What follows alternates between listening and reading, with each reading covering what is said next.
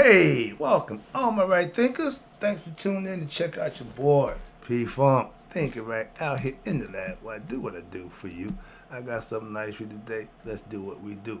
Rightism, 25 rules to live by. Storytelling, story with a message. There's a message in the story for life. I give life lessons. You tune in and receiving them. I appreciate you. We got a good thing going. Let's do what we do. Right thinkers mission, and that's what I'm on, is to enlighten, inspire, educate, and motivate you, the individual, to a higher spiritual level of enlightenment. Right thinkers way of life through mental and spiritual discipline practice daily will help and guide you to attain your goal of spiritual enlightenment, aka know thyself. My mission is that all right thinkers know thyself. If you're a right thinker, your goal is to know thyself. See where we're going with this? Let's get there together. So the question I ask you, do you know you? You will when I get through. If the answer is rhetorical, if you don't have it for yourself, tune in. I can help you with that. That's what I do for you. I got you. A person who knows not and knows not that they know not is foolish. Disregard them. A person who knows not and knows that they know not is simple, but you teach them. That's why I do what I do for you. I appreciate you too. Stay tuned. I got more for you. A person who knows not and believe and think that they know is dangerous, avoid them. I do. Person who knows and knows not that they know is spiritually asleep. I can awaken them. I'm the spiritual alarm clock here to wake you up with knowledge of self. A person who knows and knows that they know is wise. Follow them. All these persons reside in you. Right thinkers, know thyself, and to Mayat, be true. Let's talk about right thinkers. You hear me talk about Egypt. Yeah, the Egyptian. Yeah. Commit. Yeah. Let's talk about the Nubians. Who the hell is the Nubians? Exactly. Let me give you a little history breakdown about our big brother. Okay, that's who they was. All right. Quick lesson. Shouldn't take that long. Let's go. Nubians. The Egyptians of today are not the same people as the ancient combatants for 5,000 years ago. You got that right. I know some white Egyptians. Just as the Americans of today are not the same as the Native Americans of 500 years ago. Okay? We did 5,000. You can just use 500, and it's a difference. So the Egypt, watch this. So the Egypt of today is an Islamic nation. Arabs done took it over, another lesson. But which is currently inhabited by what? By people from Syria, Persia, Europe, and other areas of the world who have, through a process of what? Miscognition over a period of thousands of years, evolved into what? The Egyptians of today. A little hodgepodge, a little bit of everybody. Okay. Like anything else, once you start mixing, it's no longer pure. No offense, no problem, but that's just a fact. Okay, moving on. In order to correctly address the issue of race in modern Egypt, one must have a clear understanding. We're in the information age. Just get the information from somebody who's reliable and trustworthy so you can have a clear understanding of the racial makeup of what? The people who originally occupied that land. You recognize the people by the land they live on, and where they came from and where their descendants currently reside. They certainly haven't all disappeared. Why? Into modern Egyptian melting pot. No, not everybody. But these indigenous people are still called Nubians to this day. They wasn't conquered. They wasn't colonized. So they still who they are in name and in culture and tradition. Just like every other tradition and culture who the white man didn't come and colonize it and make them Christians. Moving on. But you have an area called Nubia, which divided, watch this, into two regions, just like Egypt. Watch this. You had a lower Nubia in the southern Egypt, and you had upper Nubia in the northern Sudan. The word Nubia was derived from, watch this, from the Cometians. Word Nub means gold. They had a lot of gold. Okay? And thus Nubia was referred to the land of gold. Did you know that? All right. And its people were called Nubians. Again, breaking down the history, and it should be. Or they had people from what? The land of gold. You was a Nubian, you was the people from the land of gold, you was the people from the gold land. But in addition, they had gold, they also had ebony, incense, they were big on incense, frankincense, myrrh, all that good stuff, spices, ivory. Oh, they can't get the other of us to get all that ivory. And all these are things that they brought to the table. Feathers from the birds and animal skins, were also exported to Kemet, where? From Nubia.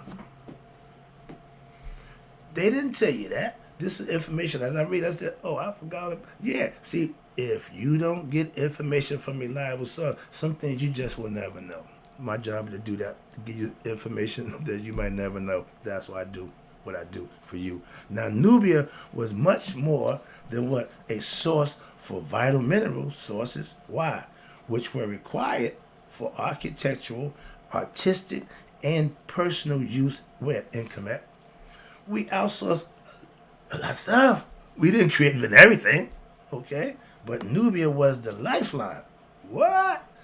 Of ancient Kemet. See, when we get the information from the right people, they'll tell you the truth. We don't know this. A lot of people have a clue, okay? Again, but for, what's this, the source of, and it was the source of, what's this, of their language, their philosophy, and their religion. They practiced the same philosophy, Asar, Aset, and Harut. So they were pretty much the same. And you look at the pictures I showed you, they look pretty much alike. Same, okay, moving on. They knew the difference between a Semite, a Cushite, Nubian, and the Egyptian. They all looked alike. The Semites didn't look like us. The Indo-European sure didn't look like us. The Greeks didn't look like us. The Syrians didn't look like us. Understand that. For more than 3,000 years, the pharaonic rule in Egypt was pretty much financed and backed by the Nubians. And watch this, they're going to play itself out. Nubia played a pivotal role. Nobody knows about this in the development of what? And maintenance of what? Its daughter nation, Kemet. I call it big brother. That was a mother. Father, whatever you want to call it, defender. Watch this. Particularly during what? The New Kingdom during the time of, watch this, circa 1550 to 1196 BCE. And by that time, we had been raped, really, and pillaged from a whole bunch of people. But watch who stepped up. They came in and stopped some of the nonsense, stopped the bleeding. Now, during this time, Nubia was ruled by what? The Kemetic king Amenhotep I. And his new province was administrated by what? An official who was referred to as what? The kings of son of Cush. See, went and got his boys. Now, in recounting a brief history of Nubia in the spring of 1992, just reasons, again, information's coming out. Issue of what? News and Notes, a newsletter of what? The Oriental Institute, Emmanuel Teeter, assistant curator of the Oriental Institute, Muslim, wrote this, what he said. By Dynasty 22, that's a long time, okay? Circa 945 BCE. So we went through a whole bunch of stuff to that. Egypt, watch this, was fragmented into what? Rival states. Everybody had already took and picked, pull, rob, and clean at that time. When Thebes, watch this, had her allies in Middle Egypt were threatened from who? The north, okay? The Theban officials appealed to who? The Cushite, the king, Napata, who styled themselves as the protectors of what? The god Amun. And in 747 BC, Nubian troops, led by the king Payaki, marched to what? Thebes, and thereafter they moved northward. They conquered Memphis and restored unity back to Egypt. Because the Greeks came in, the Hyksos, the Greeks, everybody that came in by that time, Egypt wasn't Egypt. Everybody was just running amok. All right, but the period of the Nubian rule in Egypt is referred to what? Dynasty 25.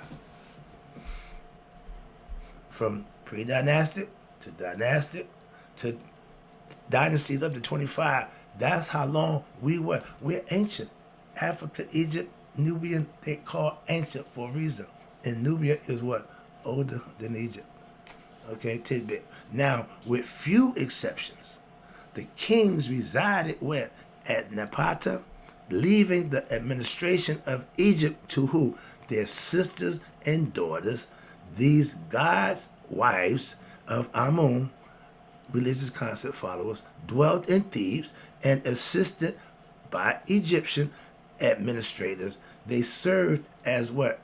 Theoretical rulers of Egypt. So they was in control. They was calling shot, taking it back to what it used to be, trying to bring back the glory days. Watch this. The Nubian rulers remained in control of Kemet for approximately 100 years. Before what? Until they were finally overrun by the Assyrian armies. King Ashurbanipal, the Nubian kings retreated where? Into Kush, where they continued to rule at Napata for what? 400 years later, in 250 BCE, now they moved the center of Nubian civilization further south, where they continue to flourish in the city of Meroe, another civilization that you know nothing about. Okay. Now, despite their retreat to Upper Kush, the Nubians continue to what? Stay in contact with what? European forces, fighting off the white man. There you go. In the first century, again, the first century ACE, ambassadors from who? You ready? Rome, the Empire, Nero, remember him? Okay, he was in charge. He was running Egypt. This clown can't even run. He running Egypt from a distance. Where, watch this, Nero was given passports by the Nubian king, who sent letters to the rulers of the cities further south, instructing them to what? Give the Romans safe passage into Central Africa. I mean, they got a pass. We cleared the way for them. And what happened? The continued contact with the Roman, emissaries of Emperor Justinian. He came in, and eventually that led to what? Conversion of the Nubians to what? Christians.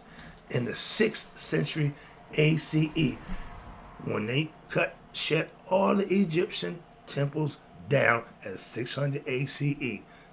645 ACE, the Nubians went down. They were the last to survive. Which meant, watch this, which much of the northern Africa was what? They were overpowered by and advanced forces of, you ready? Here they come, Islam, the Arabs. The superiority of the Nubian army. Remember, you never hear about the Egyptian army.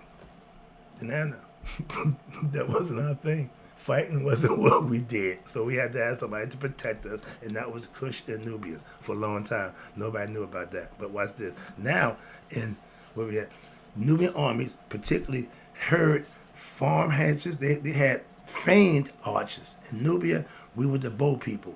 And we held the Arabs in check. We fought them off for a while and defeated them in Dongola in 652 ACE. Now, Nubia was able to what? Stave off the ever-increasing advancements of who?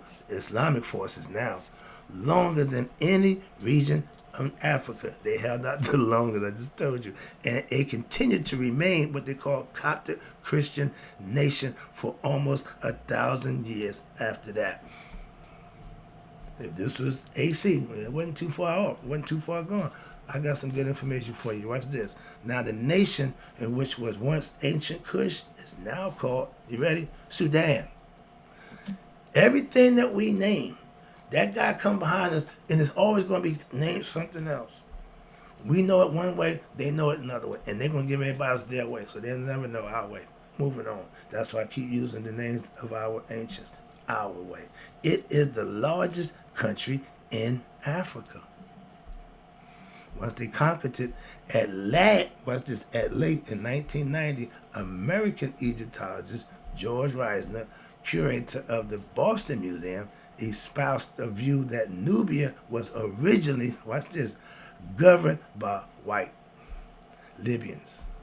Don't get me started with Libya. I passed up on that. Libya is the American-made country, okay? We ain't getting to that. But the Libyans who created this ancient civilization and later withdrew, leaving it to govern by the blacks. Here we go again. they will steal the stink out of shit, as my mother would say. Why? You got to be a somebody to do that. Why? It is what it is, but you're going to change it and make it yours. That's stealing stink out of shit concept. And the white man is good for that. He going to say that he started and left it to us. He can't even create himself. So how can he start anything? Moving on, that's just another fact. Okay, many of the early architectural expeditions were financed by who? Wealthy white businessmen who endowed museums and religiously believed in the superiority of the white race. Their mindset, we better than them niggas. No, you're not. But right now, today, who winning? How are we going right now? 60-40. Who hit? The white man. It wasn't always that way. And you see, it's 60-40. It ain't 50-50. Just want to let you know that. He don't play fair. That's why. Moving on. Where we at? Now, and we further had evidence of this. Watch this.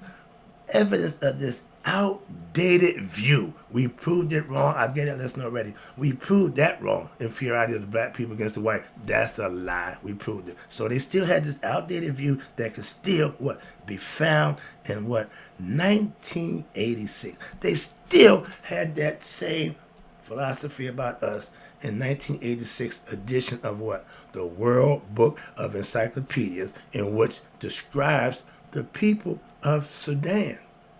We know it as Nubia, they call it Sudan. Now, why is this? As descendants of African blacks, and again, right on this point, Nubians, brown-skinned people related to the early Egyptians, again, the Libyans, okay, African blacks who belonged to several different ethnic groups lived in the South. They was mixed breed. They had already mixed with the white man. So, I'm at that. Let me wrap this up. I got some more here. Kendall States. Okay, let me wrap this up. I'm almost done.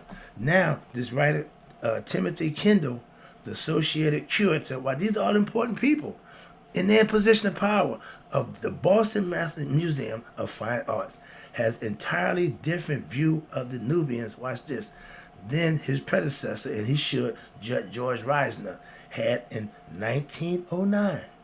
Kendall states, these controversies over the Egyptians' racial origins obscure the real fact that to the south of Egypt in Nubia, there was a literate and undeniable black civilization, been there for thousands of years.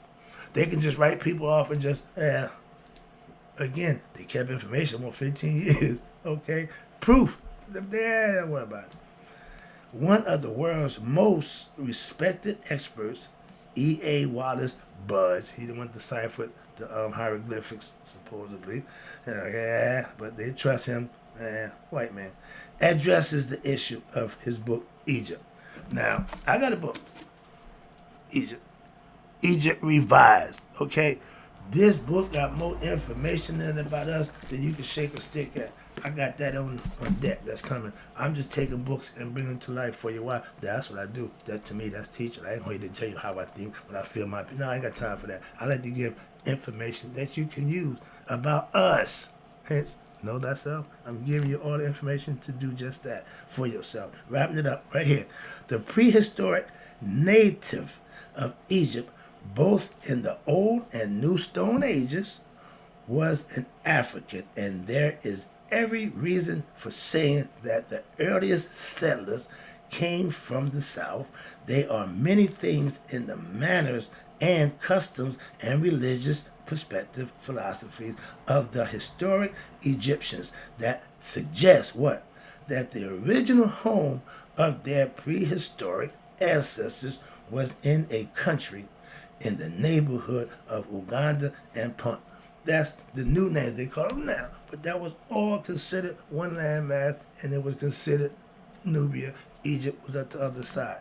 A lesser known writer in the same Lady Flo Shaw, watch this, Lagarde also advanced the notion, watch this, of the southern black African origin of ancient Kemet. In her book, The Tropical Dependency and Online of the Ancient History of the Western Sudan, Lagarde discusses the significance of the role played in the city of Meroe, Meroe, Meroe. This remarkable spot is regarded by the ancients as the cradle of the arts and the science.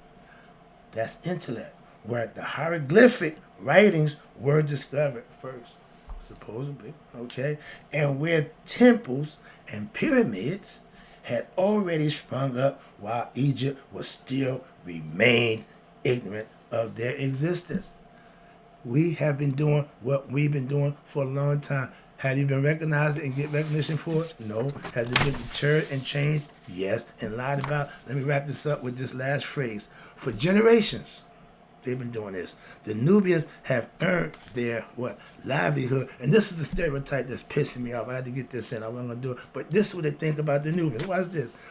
Their generation, their livelihood as what? Their domestic servants. Or as sailors of the upper Egyptian Nile, but in which professions I think they may be considered the best, aka masters of. All the best butlers and cooks in Egypt are really from Nubia. And certainly the most reliable janitors of Cairo's great apartment housing now, facilities, offices, and hotels almost invariably come from somewhere in south of Aswan. Meaning the blacks are what? The cleanup people. We do this real good at this. But as a people, that's what they do. They not beat food. No. That's what they good at. And like I said, they masters of their craft. I ain't got a problem with that. So, and my mother told me, if you are a shit shoveler, you be the best shit shoveler you can be. I ain't gonna shovel shit, but I'm gonna be the best whatever I do. For you, I can guarantee you that. And that's what's built into every tradition, every ethnic group, every culture should have that kind of oomph in them. They took ours away. Why? We don't know who we are, so we can't fight for who we know we are. Get out of the self. My goal is to get you to know thyself, and then we can get back in the fight to what? Being our best selves and being in control of ourselves. That's a lesson. Hope you enjoyed it. Oh, I'm about to come back with some good stuff about the historical overview of Kemet and ancient Egypt. Stay tuned. I got you. And in closing, may you all live to be 100 me, 100 minus a day. So I never know that my right thinkers have passed away knowing themselves. I'll be back.